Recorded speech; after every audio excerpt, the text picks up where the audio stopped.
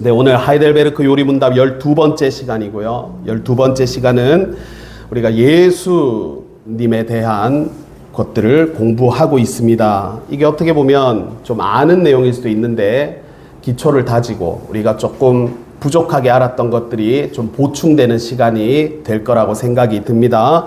33문 우리가 보니까 우리 역시 하나님의 자녀인데 그분을, 예수님을 왜 하나님의 독생자라 부릅니까? 라고 묻고 있어요. 그러니까 예수님도 하나님의 아들이고 우리도 하나님의 아들이면 예수님과 우리가 형제가 되는 겁니까? 뭐 이렇게 질문하는 건데 그거에 대한 답을 일단 보니까, 왜냐하면 오직 그리스도만 본질로 하나님의 영원한 아들이십니다 라고 하죠. 그리스도만 본질로 하나님의 영원한 아들이시다. 우리는 그럼 뭐냐? 은혜로 말미암아 입양된 하나님의 자녀다라고 말씀합니다. 하나님의 독생자가 누굽니까? 하나님의 독생자는 예수님이시죠. 우리도 하나님의 자녀잖아요. 우리가 너는 내 아들이라 이렇게 찬양도 부르잖아요. 그러면 예수님하고 우리는 도대체 어떤 관계가 되는가? 이것을 질문할 수가 있는데 그에 대한 답변은 예수님만 유일하신 하나님의 독생자이고 우리는 은혜로 입양된 하나님의 자녀라고 말할 수가 있습니다. 자, 우리가 이것을 이해하기 위해서는요, 독생자가 뭔지, 독생자가 무엇을 의미하는지를 좀 이렇게 알아볼 필요가 있습니다. 독생자가 뭡니까? 독생자가 유일하게 나신 아들이라는 뜻이죠. 성부에게서 유일하게 나신 아들이 독생자입니다. 이거는 외아들하고는 좀 달라요. 이게 따지고 들자면 외아들은 뭡니까? 딸이 있을 수도 있잖아요. 딸이, 형제가 있을 수도 있습니다. 그러니까 독생자하고 외아들하고는 좀 다른 거죠. 독자라고 해도 이게 옳지 않다는 것입니다. 독자라고 하면 아들 여러 명이 있다가 다 죽고 혼자 남았을 때 독자라고 쓸 수가 있다는 것입니다. 그래서 우리는 외아들 아니면 독자라는 말보다는 뭐를 써야 된다고요? 독생자라는 단어를 쓰는 것입니다. 우리가 신앙 고백 우리 매주 하잖아요. 여기 보면 뭐라고 돼 있냐면 독생자라고 하면 너무 이제 옛날 말이니까 이거를 풀어서 썼는데 나는 그의 유일하신 아들을 믿습니다 라고 하는 거예요. 유일하신 아들. 그런데 있잖아요. 여기 또 지금 우리가 쓰는 게 세번역인 거 알고 계신가요? 이거 설명하자면 좀 긴데 우리는 지금 세번역 사도신경을 쓰고 있고 대부분의 한 7, 80%는 개역 한글, 예전에 있는 그 사도신경을 고백하는 교회들이 더 많아요. 근데 거기 보면 이제 이 사도신경이 해석이 바르다, 바르지 않다 이런 이야기들이 나오는 거죠. 왜냐하면 거기는 그의 유일하신 아들이라고 안 쓰고 뭐라고 썼어요? 외아들이라고 썼어요. 외아들. 여기 보면 그 외아들 우리 주 예수 그리스도를 믿사오니라고 한 거죠. 그러니까 이제 이게 단어를, 우리는 사실 신학자가 아니기 때문에 이렇게 막 단어를 이렇게까지 우리가 대충 의미는 알잖아요. 독생자라는 의미도 알고 외아들이 뭐를 상징하는 것도 아는데 이걸 단어를 이제 하나하나 해석을 하고 따지고 들면 독생자가 맞다는 거죠. 외아들은 틀릴 수도 있다. 왜냐하면 아들이 있고 누나도 있고 여동생도 있고 이러면은 형제가 하나님한테 많을 수도 있지 않냐라고 이렇게 따지고 들면 그래, 외아들이 아니고 외아들은 좀 잘못된 번역일 수가 있고 독생자가 맞다. 그의 유일하신 아들이 맞다. 이렇게 해석할 수가 있는 것입니다. 그래서 어떻게 보면 우리는 굉장히 옳은 사도신경을 우리가 고백하고 있다라는 것이죠. 자, 그리고 우리가 아들, 그 외아들, 우리 주 예수 그리스도를 믿사오니, 그러니까 나는 그의 유일하신 아들이라고 했잖아요. 유일하신 아들. 그러니까 예수님은 하나님의 유일하신 아들로 우리가 고백해야 돼요. 유일하신 아들로. 베드로도 예수님을 하나님의 아들이라고 고백했거든요. 베드로도 고백했는데 베드로에게 있어서 하나님의 아들은요, 어떤 왕이었냐면 고난받으시는 그 하나님의 아들이 아니라 왕으로 오시는 하나님의 아들로 고백을 했던 거예요.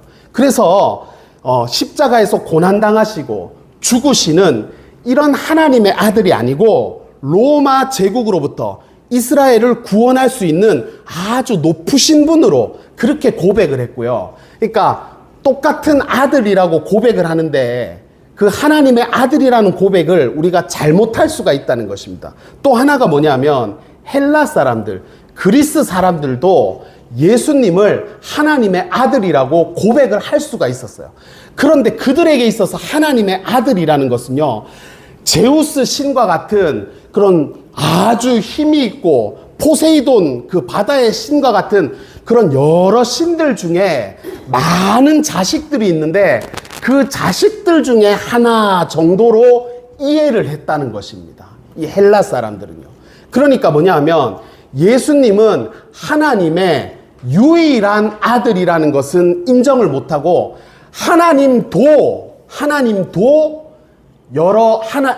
예수님도 하나님의 아들이다. 우리는 뭐라고 고백해야 돼? 예수님만 유일하신 하나님의 아들. 근데 헬라 사람들은 예수님도, 그러니까 다른 아들이 또 구원자가 있을 수가 있다라는 것을 고백했던 것이죠. 그러니까 예수님만 하나님의 아들이라는 것과 예수님도 하나님의 아들이라는 것은 단어 하나 차이지만 의미가 완전히 다르죠. 완전히 다르죠. 그러니까 당시 교회가 이제 막 생겨나기 시작했을 때 예수님만 하나님의 아들이다 이랬을 때는요, 이제 생소한 거예요. 그 당시 문화에서는 야, 그래, 예수님도 하나님의 아들이라면 받아들이겠는데 예수님만 유일하신 하나님의 아들이라는 것을 받아들이기가 쉽지 않았던 것입니다.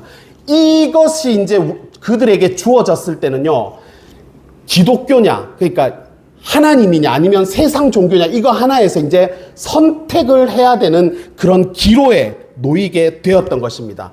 예수만 하나님의 아들로 인정할 것인가, 아니면 예수도 하나님의 아들로 인정할 것인가.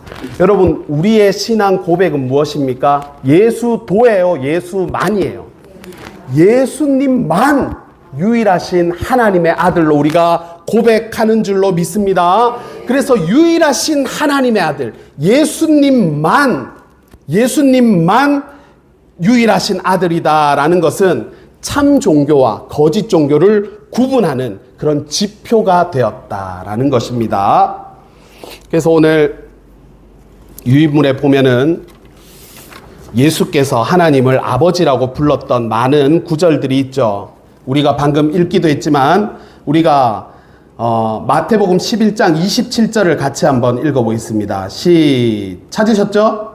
네, 찾으셨죠? 읽겠습니다. 내 아버지께서 모든 것을 내게 주셨으니 아버지 외에는 아들을 아는 자가 없고 아들과 또 아들의 소원대로 계시를 받은 자 외에는 아버지를 아는 자가 없느니라. 아멘. 그리고 예수님의 정체에 대해서 마태복음 3장 17절도 한번 대표로 읽어보겠습니다. 하늘로부터 소리가 있어 말씀하시되 이는 내 사랑하는 아들이요 내 기뻐하는 자라 하시니라. 아멘. 하나님께서 예수님을 가리켜서 말씀하실 때 내 사랑하는 아들이요 내 기뻐하는 자라 이렇게 말씀하셨다는 것입니다. 자, 그러면 우리는 그러면은 어떤 존재라고요? 우리는 예수님이 하나님의 아들이고 우리도 하나님의 아들이면 우리는 처음에 표현했듯이 은혜로 입양된 하나님의 자녀다. 그래서 그 자녀가 아들이 가지는 모든 특권은 동일하게 예수님과 누릴 수가 있어요. 그러나 본질로 그리스도만 영원한 아들이고 우리는 은혜로 입양된 자녀다라는 것을 고백하시면 되겠습니다. 자, 34문을 보니까 당신은 왜 그분을 우리 주라고 부릅니까? 왜 주님이라 부릅니까? 그래서 교회를 비판하는 사람들은 주식회사 예수 이래가지고 그렇게 비판하는 사람도 있는데, 주라는 것은 주인 주자를 쓰는 거죠. 그리스도가 나의 주인이십니다. 주인. 그죠? 그 답을 봅시다. 같이 한번 읽어볼게요. 왜냐하면 그분이 금이나 은이 아니라 그의 보혈로서 우리의 몸과 영혼을 우리의 모든 죄로부터 구속하셨고 우리를 마귀의 모든 권세에서 해방하여 주의 것으로 삼으셨기 때문입니다. 아멘. 우리는 누구의 것이라고요? 주님의 것이라는 것입니다. 우리를 창조하실 때 그분이 우리의 지혜가 되신 분인데 그분이 우리를 사셨어요. 무슨 값으로? 핏값을 주고 샀다잖아요. 핏값을. 예수님이 십자가에서 피를 흘리심으로 말미암아 우리를 그 핏값으로 우리를 주의 소유가 되게 그렇게 하시고 그리고 마귀와 사망의 권세로부터 우리를 해방시키시고 자유함을 주셨다.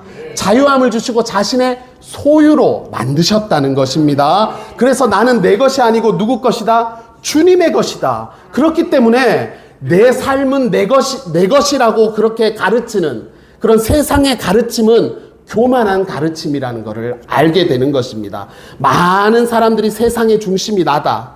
내가 주인이 돼서 내가 그냥 주도해서 그 삶을 살아가야 돼 라고 하는 것은 세상의 교만한 가르침이라는 것이죠. 왜냐하면 나는 이제 내 것이 아니고 이제는 그리스도의 핏값으로 그렇게 그리스도의 것이 되었다라는 것이기 때문입니다.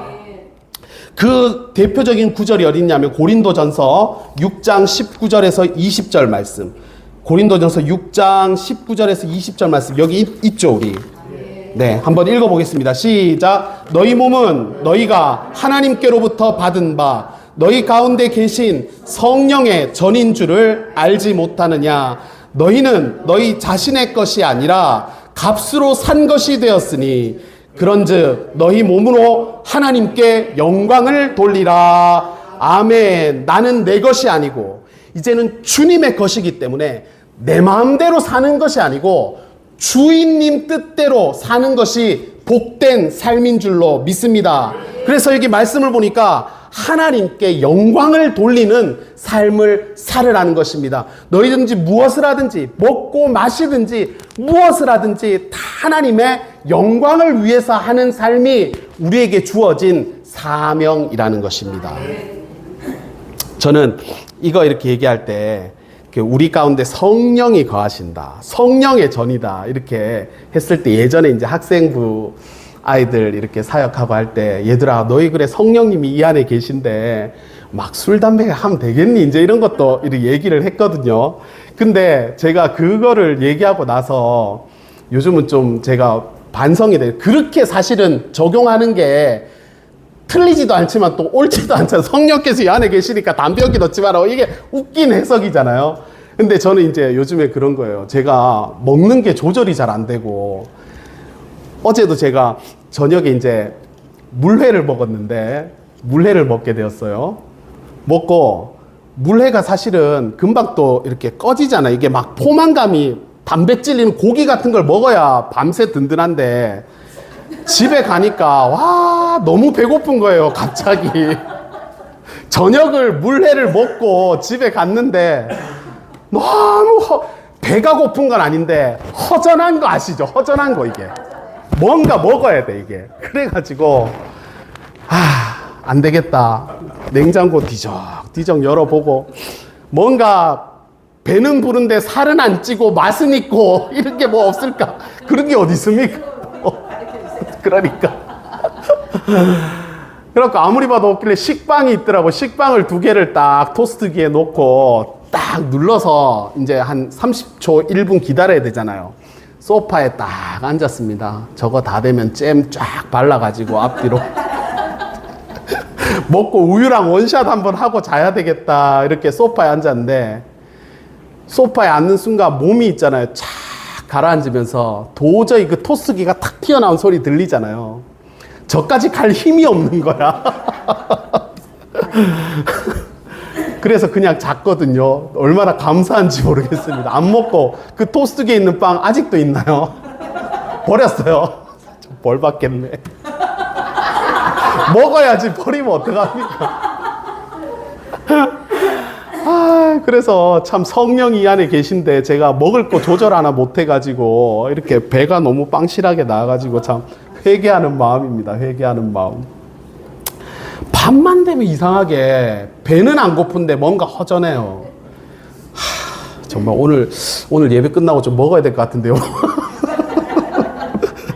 자, 나는 내 것이 아니다. 주님의 것이 되었다. 그렇기 때문에 하여튼 우리 주님이 내 삶을 통해서 무엇을 이루시고자 하는지에 내 자신을 거기에 헌신할 수 있어요. 몸을 태워야 되는 그런 어떤 각오로 살면 있잖아요. 이게 자유함이 있는 거예요. 자유함이라는 게 있잖아요. 내 마음대로 하는 게 자유가 아니거든요.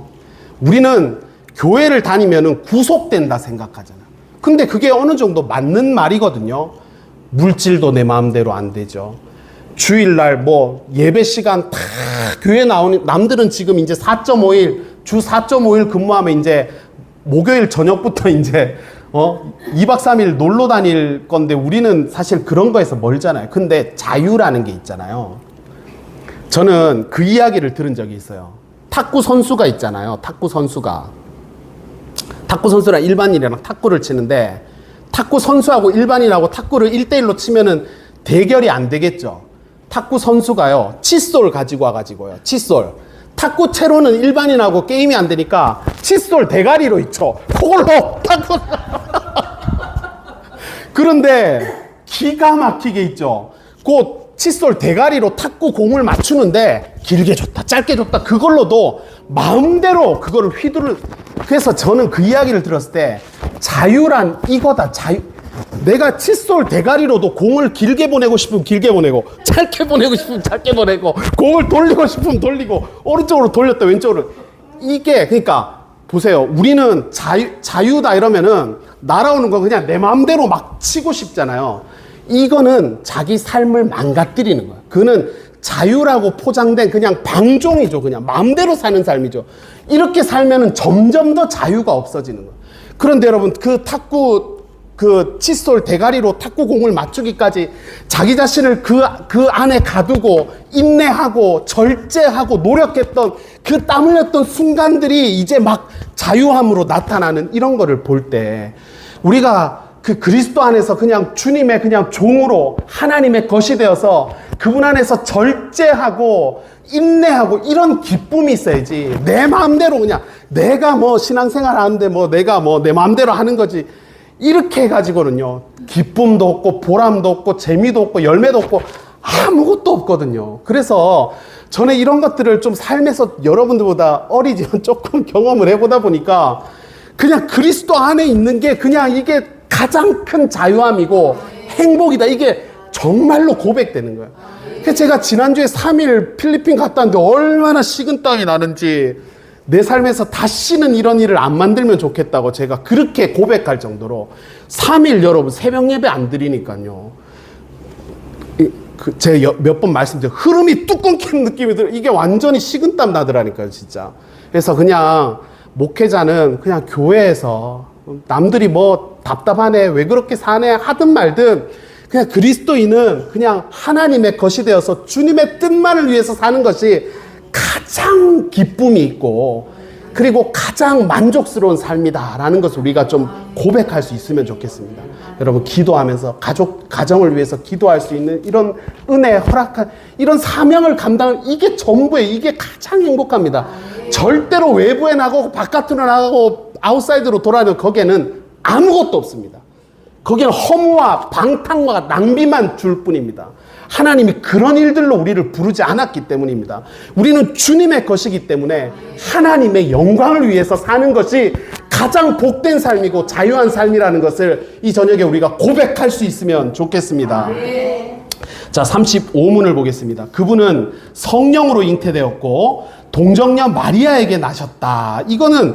이걸로 당신은 무엇을 고백합니까? 라고 했는데 답 한번 여러분 같이 읽겠습니다. 하나님의 영원한 아드님은 참되고 영원한 하나님이시며 여전히 참되고 영원한 하나님으로서 성령의 사역으로 동정녀 마리아의 살과 피로부터 참된 인성을 취하셨습니다.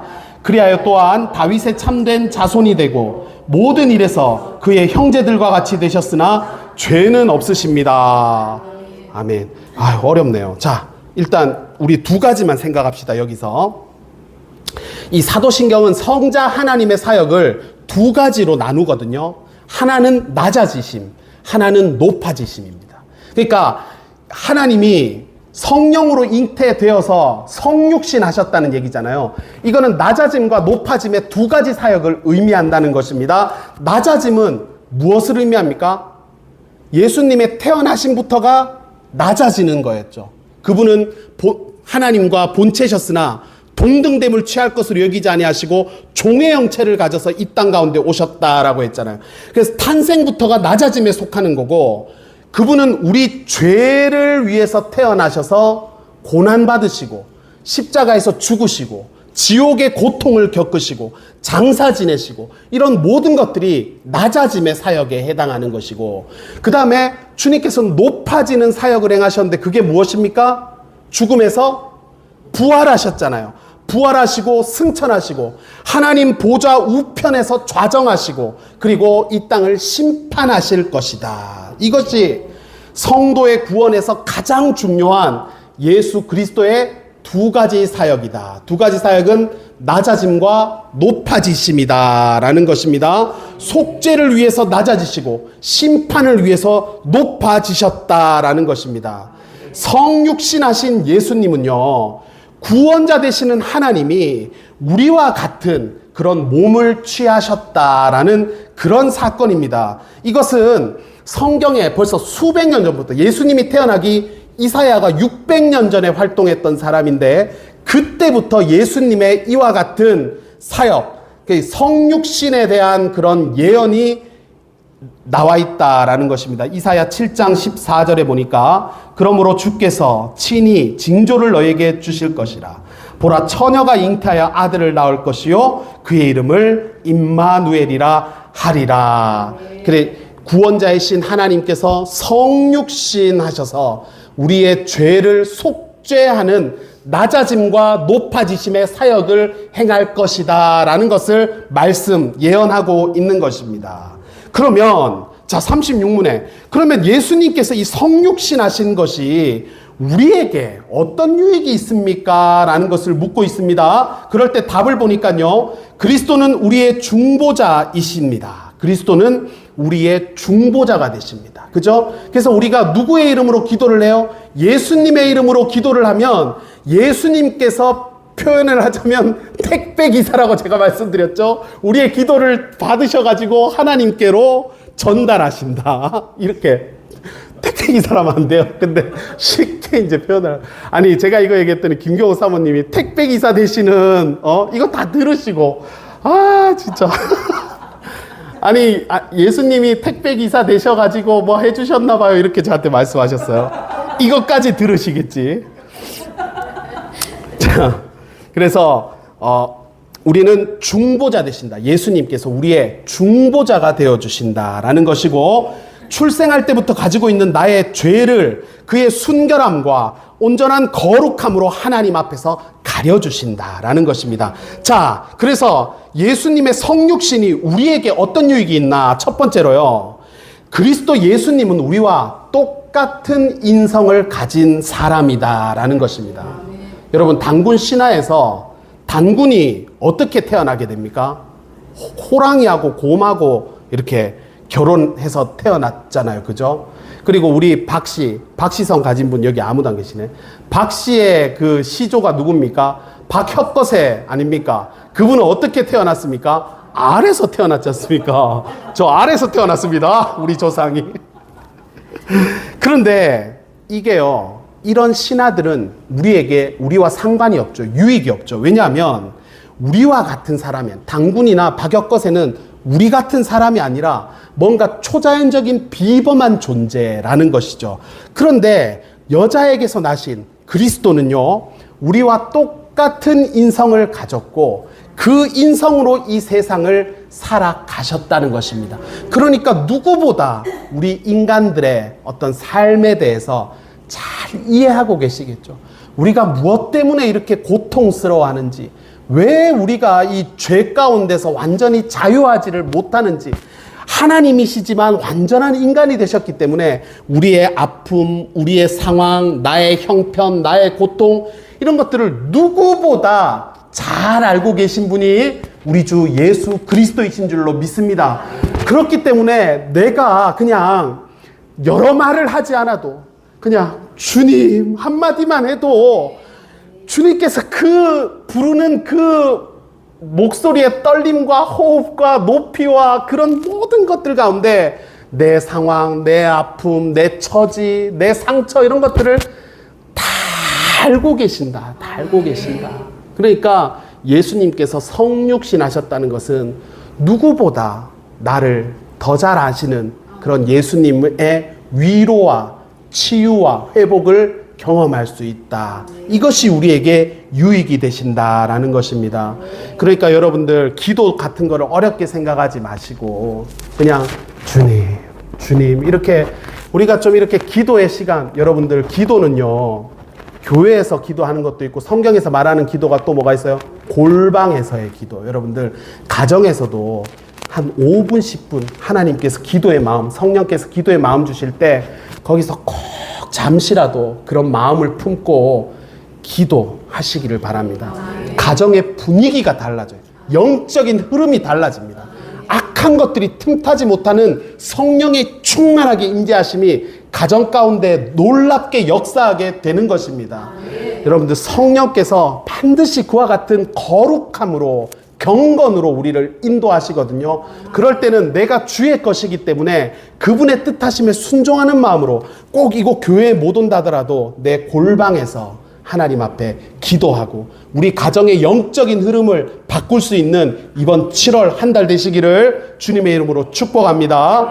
그리고 마지막으로 그리스도는 인간의 몸과 영을 온전히 취하셨다라는 것입니다. 그러니까 뭐 지금까지 우리 기독교 이단들을 보면 예수님이 뭐든지 한쪽으로 너무 치우치면은 이게 좀 문제인 것 같아요. 우리 정치도 보면 이게 좌우가 필요한데 너무 이쪽도 문제고 너무 이쪽도 문제인 것 같거든요.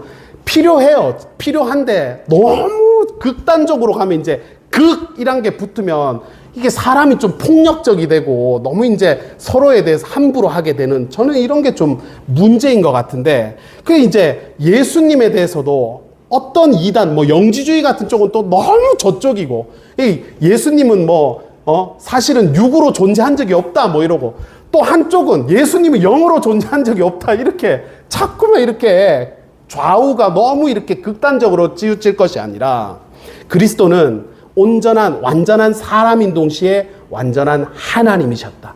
이것이 우리의 건강한 신앙 고백이 되어야 하는 것입니다.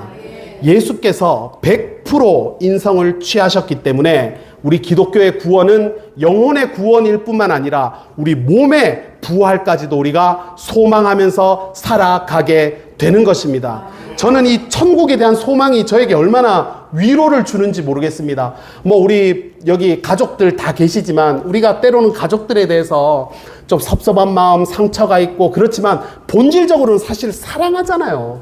누구보다 우리 가족들을 사랑하잖아요. 근데 우리가 살다 보니까 형편이나 처지, 이런 삶에서 오는 그런 문제들 때문에 우리가 다투고 사이가 안 좋을 수 있지만 본질적으로 우리는 가족들을 사랑하고 내 자녀가 최고고, 근데 여러분 천국에 대한 소망을 우리가 가지니까 얼마나 감사한지. 내가 먼저 보낸 혹은 부모님이나 내 자녀 내가 다시 만날 날을 소망하면 저는 그게 진짜 힘이 되는 거예요. 우리가 다 우리가 나이가 들으니까 내 자녀들 이렇게 보면 아이고 쟤들이 이제 결혼해서 애 낳으면 엄마 아빠 이제 가겠지. 그러면 이게 마음이 한켠 있잖아요. 제가 이제 갱년기가 오는지 눈물이 또르르 날라 하거든요. 그런데 천국에 대한 소망이 얼마나 그렇지만 다시 보게 될 거야. 우리의 영과 육이 부활해서 온전한 모습으로 우리가 다시 만나서 그 천국에서 영원히 우리가 가족의 그런 은혜와 기쁨과 사랑을 나눌 수 있겠다 생각하면 소망이 되거든요. 소망이. 그래서 우리의 구원은 몸과 영혼의 구원이다라는 것을, 그것이 우리에게 유익이 되고 소망이 되어진다라는 것을 우리가 가지고 오늘 돌아가시면 되겠습니다. 기도하겠습니다.